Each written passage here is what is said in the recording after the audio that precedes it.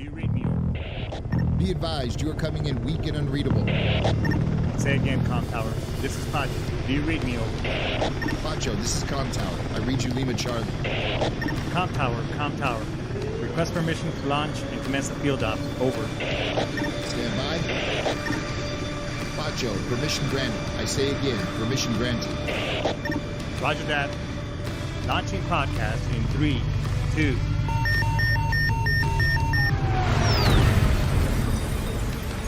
You are now entering the field up with your host, Pacho Correa, Chief Warrant Officer 3, United States Marine Corps retired.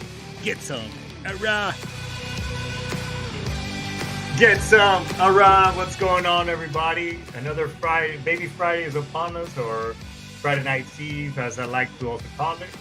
We got an awesome show and with a pretty cool guest tonight. I think it's going to be a treat for all of us, but we'll see where the conversation goes. But before we get started, let's get all the logistics and all the do's out of the way. Hey, this show is brought to you by Primerica. So this month is Insurance Awareness Month. So what does that really mean? Is that when was the last time you took a look at your policy, and what type of policy is it?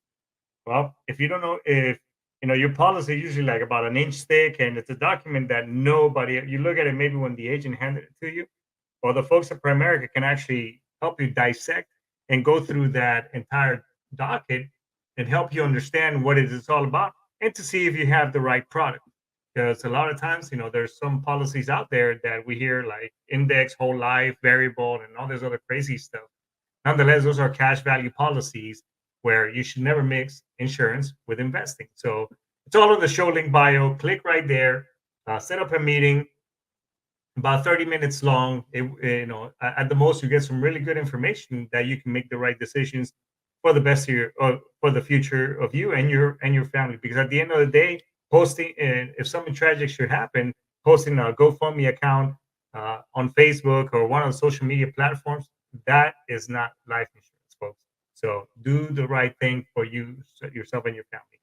Also, this show is also brought to you by the great folks at Castle Global Services. On there's an array of many different services for your home and your business. One of the great products, it's for on the commercial side, is Sphere. If you want to get some better rates when you're taking in credit cards and have to pay those crazy fees, they have a great special for $250 card if they cannot beat the rates that you're currently getting. So at the worst case scenario, you get a $250 gift card to whatever it is that you like to do, maybe Amazon or something. So give them a call. Castle Global Services.acnibo.com. It's all right there on the show link bio. Check them out. All right. And here's now some PSA from the VA. This message is from the U.S. Department of Veterans Affairs. Veteran service organizations, often known as VSOs, offer many services for veterans, service members, dependents, and survivors. Whether it's holding job fairs, finding solutions to challenges such as homelessness, healthcare, or financial issues, or educating veterans on federal, state, county, and local benefits, VSOs are a great resource for veterans. VSOs also offer veterans a place to socialize with other veterans for peer support. Plus, for help filing a claim or appeal, you may want to work with an accredited lawyer, a claims agent, or a VSO. VA trusts these professionals because they're certified in VA claim and appeal processes. To learn more, go to va.gov and search for VSOs.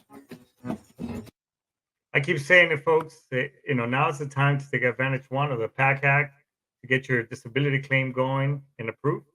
Also, you should never, ever, ever have to pay to get your VA claim, your disability claim in the system to get you the 100%. Like my Richmond mentioned right there, you got to go through a VSO or one of their approved lawyers for many different things on their website. So check out their website and educate yourself, because the last thing you want to do is end up paying or being scammed by somebody who just doesn't really respect us veterans, who basically put our name on the line in the name of freedom. And last but not least, hey, this show, we wouldn't be here if we didn't have the great, if we didn't support and defend the amazing Constitution of this great nation of ours. So this show is all about, First Amendment. Sorry about that. I banked up for a second. First Amendment, freedom of speech, right to bear arms, and all that good stuff, folks. So if you like this show, make sure you like, subscribe, and follow. Let everybody else know. Let's pump this show up and let's get the awareness out. And if not, perhaps check something out from sitchradio.com. They got a bunch of really cool stuff. Brian Colburn, Todd DeBow, Aaron Seabird, just to name a few on there. So just bottom line is, hey, support your local podcast. All right, folks.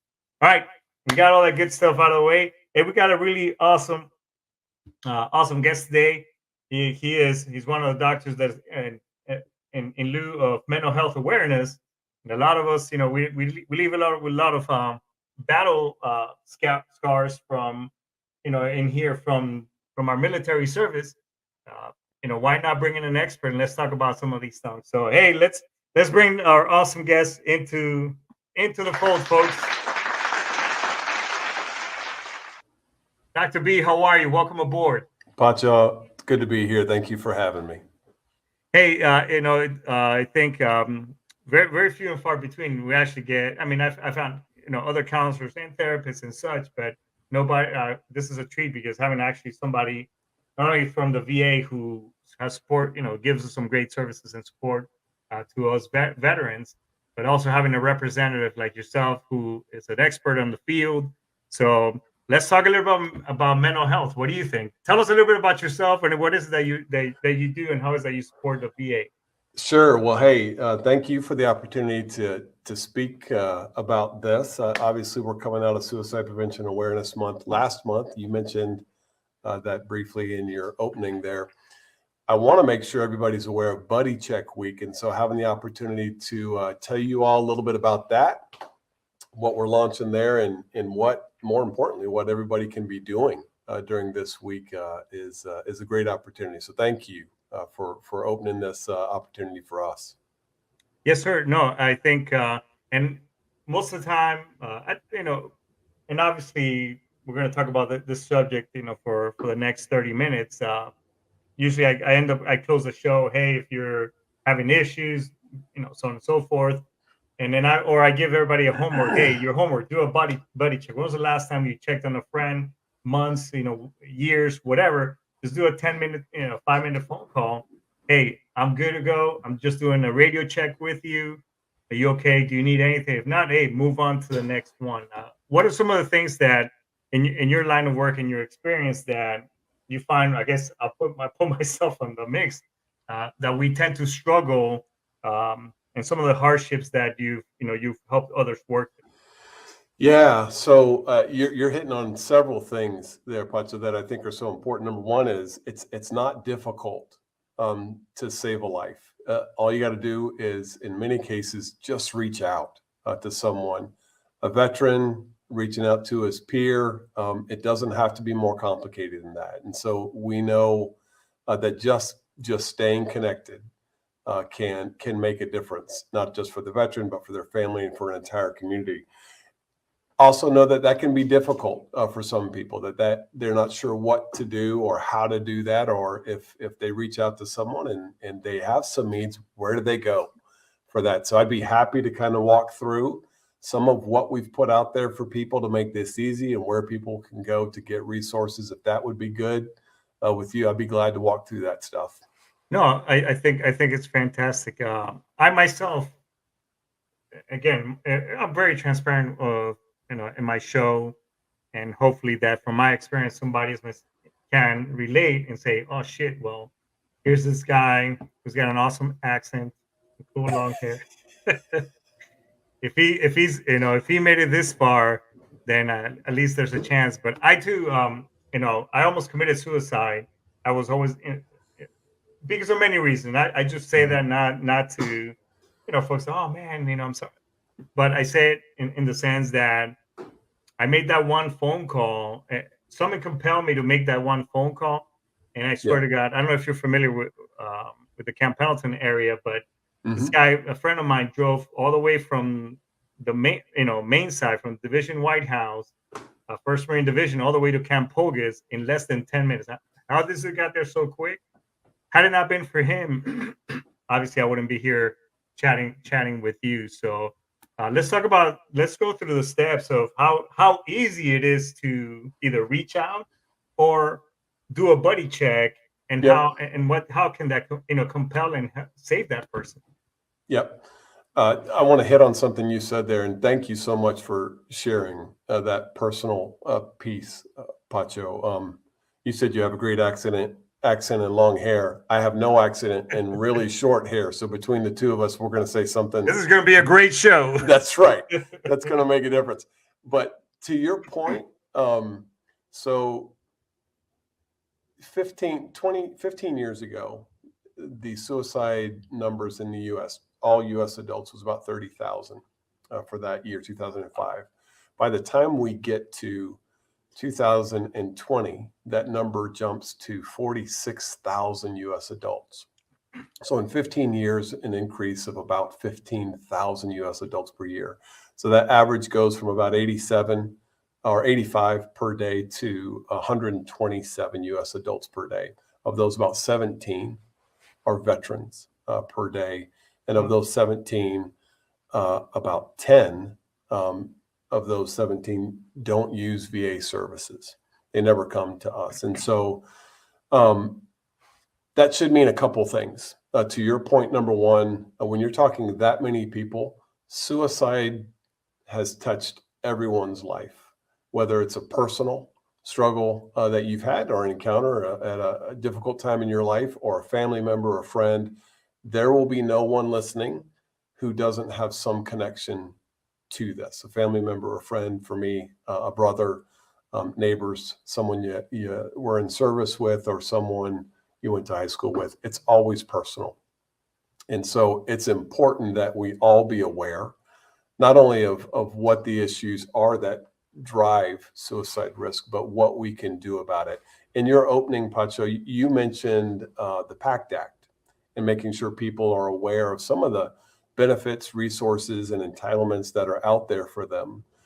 There's another act that was, it's called the Strong Veterans Act. It was signed into law last December. It included what's called Section 301, which enables the Department of Veteran Affairs to organize outreach events and to provide education to veterans and the public on how to conduct a check-in, what to do if they encounter someone who may be in crisis, and how to connect to help. And so VA has launched its first annual National Buddy Check Week that officially launched on Monday, so yesterday, the 16th, and extends through Friday the 20th.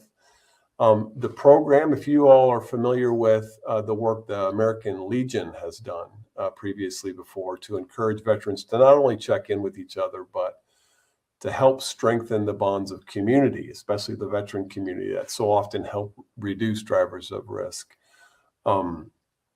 This is amplifying that effort and kind of broadening it out. So I want to speak to your question about what we do. So to give you a sense of this program, there are three foundational truths, three beliefs that we not only hold to in everything we do, but that we believe research and experience has borne out time and time again are essential if you're going to do successful suicide prevention.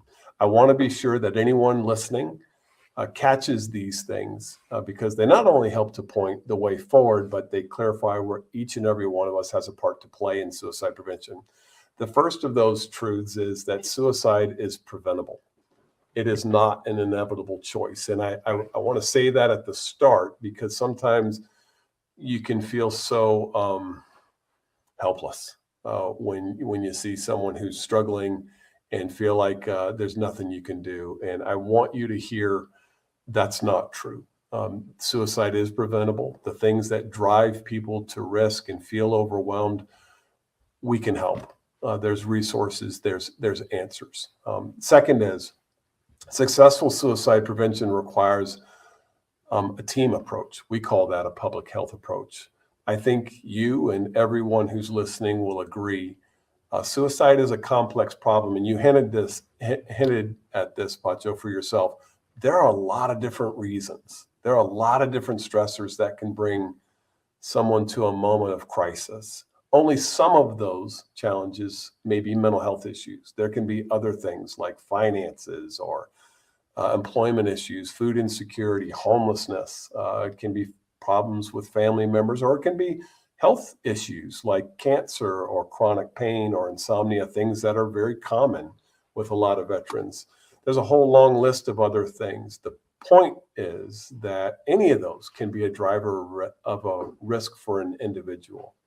And because there are a wide range of issues that can cause someone to feel suicidal, there also has to be a broad range and a wide range of approaches we take in not only providing answers, but engaging points of contact. It can't just be VA.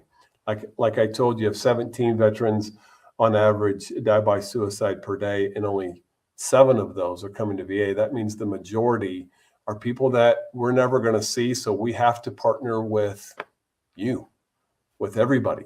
Everybody's got to work together if we're going to be successful at suicide prevention. And really, that's what Buddy Check Week is about. Everyone playing a part, which leads to my third foundational truth, and that is everyone has a role to play in suicide prevention, from caregivers to clinicians, from veterans, peers, neighbors, educators, everyone in between. Everyone can do something to make a difference here. And sometimes it's as simple as just starting to reach out and check in on someone. No, there's several things that, to add to the points that you made, is that, it's easier to cope, and it could be mental health or whatever things. And you're looking at somebody one day, and then the next day they're gone. And time and time again, there's those what I like to call micro signs that the person said something, but you just missed it. And it's always after the fact, like, shit, Yeah. that makes sense or whatever. And then obviously you feel guilty because, man, I should have done more or whatever. But to put it in, I guess on our end is what did we do? Did we really, hey, how are you doing? And not just the how are you doing and then just keep going or whatever the case. As I've gotten older, and I hate the fact that most of us, not everybody, but most of us get wiser as we get older. In my younger days, somebody offended me or whatever else, or somebody, you would knife hand them, but now I'm more cautious and aware. It's like, okay, I don't know, why is this person acting in such a way or manner that's causing it to be all angry or whatever else the case may be. In other words, I choose my words more wisely because I don't know what load this individual's carrying. Yeah. I may even tip him over to the other side. You know what I'm saying? Yeah. Well, you make a good point. Everyone's climbing a mountain.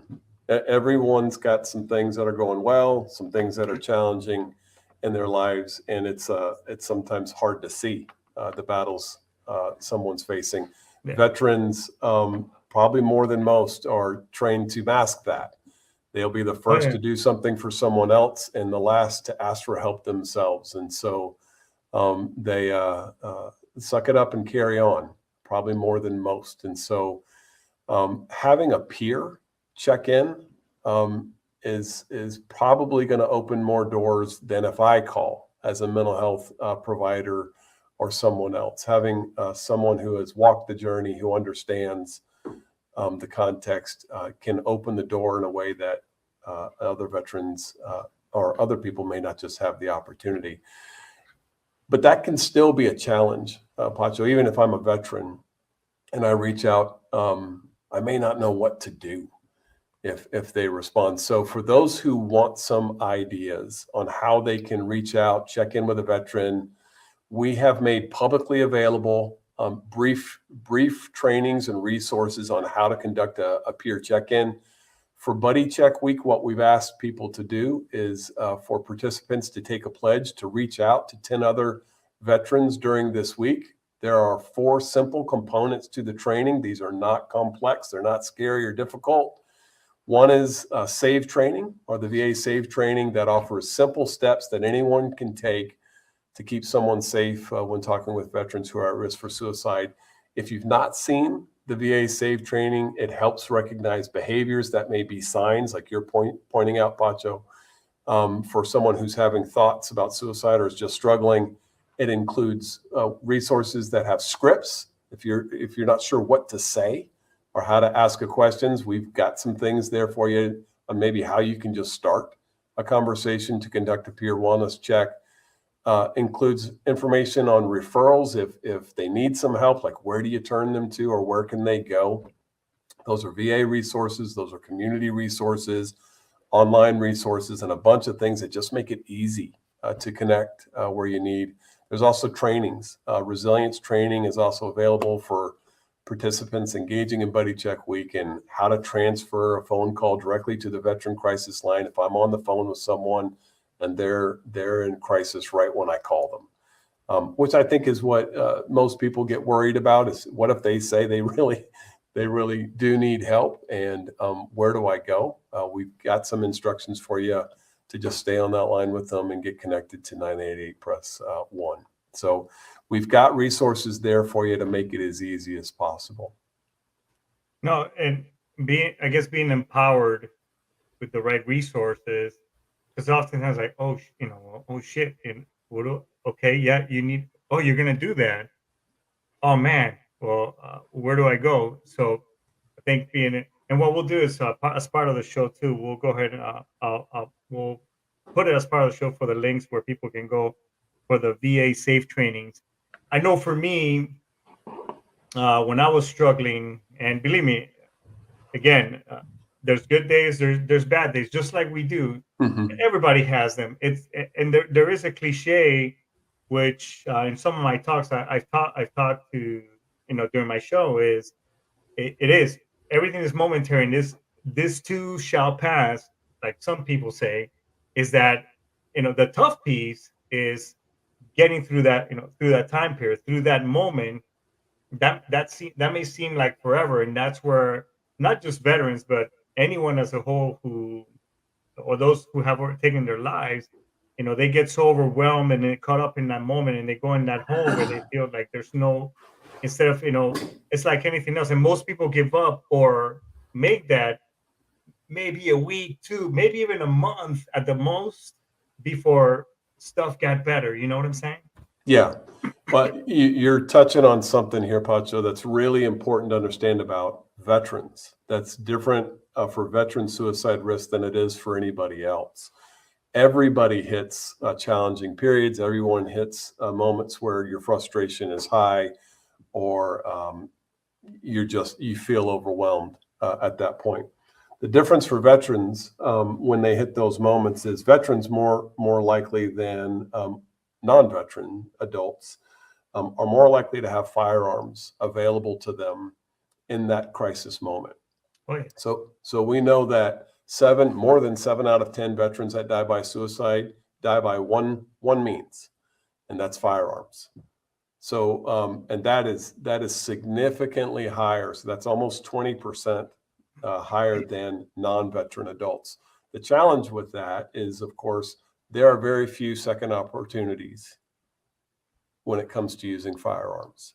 So if you combine all the other methods of suicide attempts together, the survivability is usually over 90%. Only about 5%, 5 to 10% of all those other means combined are fatal. When it comes to firearms, survival rates are less than 10% for that. And so when you have a crisis situation where I'm feeling hopeless, I'm feeling irritated, and I have a firearm immediately available right there, lethal means safety becomes a life-saving conversation to have. So when you see people increasing towards risk, they're getting more isolated, they're getting to a place where you're more concerned. One of the things we want to talk about is about secure firearm storage, which every veteran understands. They know how to use their firearms, and they know how to secure them. And we just like we would do with someone who is drinking and driving, we'd say, hey, let me have the keys for a minute until you're back on top of it. same kind of thing we want to do with veterans that we see it being at risk and their access to firearms. We just want to create a little time and space because, to your point, if we can just get them through that moment, you get to the other side and you do just fine. But when you don't have that second chance, this becomes a different conversation, and it's uniquely different for veterans. One of the things that in my talks with other vets, it's in regards to their claims and so on and so forth. A lot of them say, well, I don't want to get 100% disability because then I won't be able to buy a firearm, or I don't want to go to the VA and claim PTSD because I don't want to be able to, give up my firearms. Yeah. And that is not the case. I mean, I have everything, and I claim anything and everything. It has not impeded me from. Again, there's HIPAA things and privacies as well. I mean, some things come in light in the event of a serious. When there's an issue where the individual is at that level. Mm-hmm. Other than that, I just want you to debunk the myth, so that way people are more open to getting the help that they need. Man, thank you so much for just putting this out there, because that is the worry for a lot of veterans, that if I say something, someone's going to come and take my firearms. I have treated veterans directly in care for almost 15 years, and never once. And I have treated all kinds of veterans and many suicidal veterans, and never once have taken anyone's firearms, and I wouldn't even know how to do that anyway. There have been situations where someone has called me in the office, and they've said that they're at an imminent risk and they're in the middle of a crisis. And so we have had family members or others come in. They've given their weapons to them to pull them out of the house. But that fear that if I tell someone I'm going to have my ability to have a weapon, or my ability to keep a firearm taken away is absolutely not true. The concern is not firearm ownership. The concern is access to firearms in the midst of a crisis. And so when someone is feeling overwhelmed or intoxicated, I had one general said, I opened the liquor cabinet and I locked my firearm cabinet.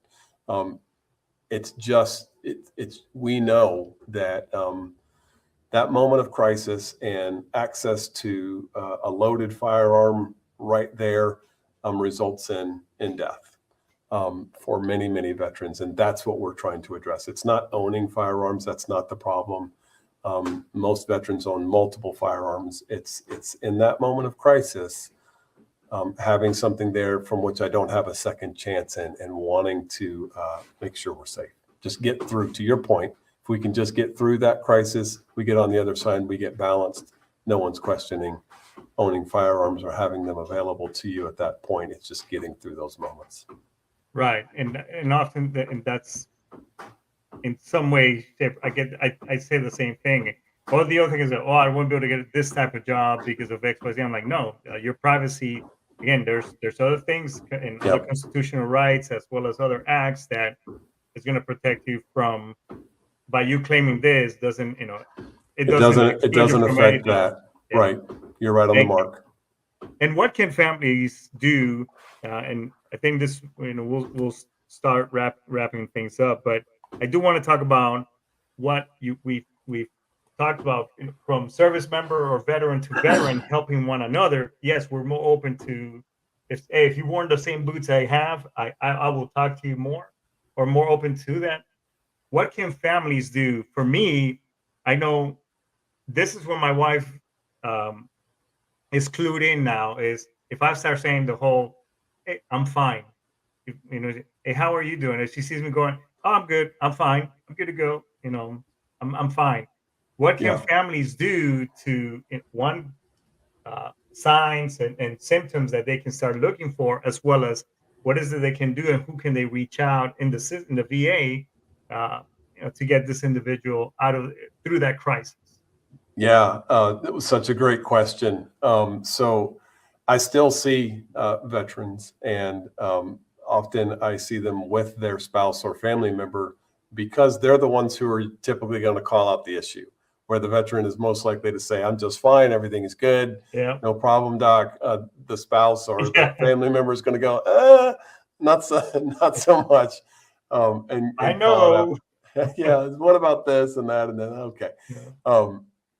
Families have such an important part to play. We know veterans that have families involved, families or support networks. It might be a family member, but it could also just be a peer, someone who is engaged in their care with them.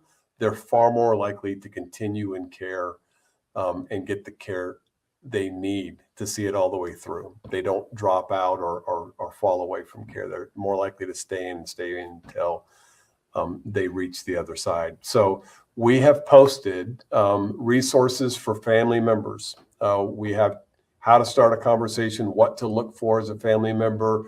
Some of that's for community providers, can be neighbors, family members, kids. We've got resources for all of them as well, signs and symptoms to look for, things to be on the lookout for, and where to connect. So we have posted a lot of these trainings now. I want to give you a couple resources to keep in mind for your listeners. All of your medical centers nearest you, including the CBOX community-based outpatient clinics, have suicide prevention coordinators that you can contact at any time. If you go onto the veterancrisisline.net site and hit resources, it will show you a map and you just put in your zip code. It will show you a picture and a direct phone contact number for your local or nearest suicide prevention coordinator. There are also community engagement program coordinators across our medical centers and networks. These are people who, if you don't have a VA facility or a community-based clinic near you, and you need help getting to a community provider, they can help you do that. They can help you navigate to other providers in your community that take care of veterans. We have put trainings and resources for family members, friends, peers, first responders. We train police and others, community educators, a whole host of resources on our VA Facebook page, our VA YouTube channel, the VA press release that includes links, public-facing webinars. There's a number of veteran service connected organizations that serve veterans, like the American Legion, that we have resources posted available through them. If anyone is listening and they are an employee of VA, the secretary for the Department of Veteran Affairs forwarded an all-employee message to VA staff, and we have trainings on the VA talent management system. Of course, if you just come to our site for suicide prevention at Veterans Health Administration, we have a long list of resources that are available to you. Or if you just want to Google "Don't Wait, Reach Out" or "Keep It Secure," we've got gun lock resources and a whole host of other things that are available to you there. It's the only way we can keep passing the word is making that change, and basically kind of like when I used to be in is that phone roster. Somebody called me, now there's a buddy check, now you're tagged, keep it going on Exactly. to the next person, because you never know. It's like, oh shit, I'm glad that you called me, man. I've been really struggling, and Exactly, man. boo, boo, boo, dot, dot, dot. You just let them talk, and maybe you're talking them off that ledge, that maybe they're right there. And that one simple phone call, those 5 minutes, can really make an impact. I'm telling you, because it did for me. You hit it right on the head, Pacho. So the two things I want people to pay attention to, number one is suicide. Thoughts about suicide are not something you're going to make someone think about by asking. Most people who have suicidal thoughts or feeling overwhelmed have been thinking about it or feeling overwhelmed and looking for someone to talk to. Frequently, veterans don't talk to someone, especially if they're afraid by saying something that they're going to freak them out. So if you can ask, yes, and sit there and listen and accept the answer where they can be real, that helps, because number two, the biggest risk factor for suicide is a sense of hopelessness. And hopelessness thrives when you're in isolation. So by you reaching out, being willing to engage someone, you can make a difference. It doesn't take more than that. Now, we've given a whole lot of resources, scripts, and things to make it easy. If you get someone that has a need, to make it easy for you to connect to wherever they may be, but we need you to just be willing to reach out. Hey, Doc, this has been by far, really fantastic conversation, and I hope that this is one of many, and hopefully we'll get to work out the logistics as well, because I think it's important. It's while I see a lot of challenges on social media, oh, we're gonna hike from one end of the U.S. to the other and do 22 push-ups. Those are all, it's cool, it's formidable, and it's a good cause, but none of those things are going to bring that service member back. I mean, let's be real here. And one life, if we could just save one individual, I think I would love to save everybody, but if just that one person, that's a win for the team, and that's one less life that we have to put on the tally. And yep, another one lost because of depression, PTSD, and whatever else. Pacho, I appreciate you, my friend. Thank you for the opportunity for this. And for anyone listening, don't wait. Don't talk yourself out of something that's good. Reach out. Just reach out to a peer. Check in. Check us out on our VA YouTube site or anywhere else that we've got resources posted. We're glad to get you the information and come alongside to connect you for whatever you need. So I thank you again. Thanks so much, Dr. B. Love to have you again, and we will bring you back. Thanks a lot. Hey, this has been, this is by far another awesome show that we brought to you. I mean, they're all awesome, goddammit, but I mean, having an individual and shed light on a lot of the things that we are worried about in regards to that stigma, or that we're going to be stamped forever, and that it's going to exclude us from doing other things that we want to do because we're afraid of reach out. You just heard it right there from a representative, I guess, representing the actual horse. I mean, right there. So if you're struggling with PTSD, rumination, and whatever else trauma from the past or while in the service, all commingled all together, reach out to the folks from the VA. There's other resources: TRICARE, Military One Source, VA Suicide Hotline. I mean, shit, reach out to the show and let's talk about it.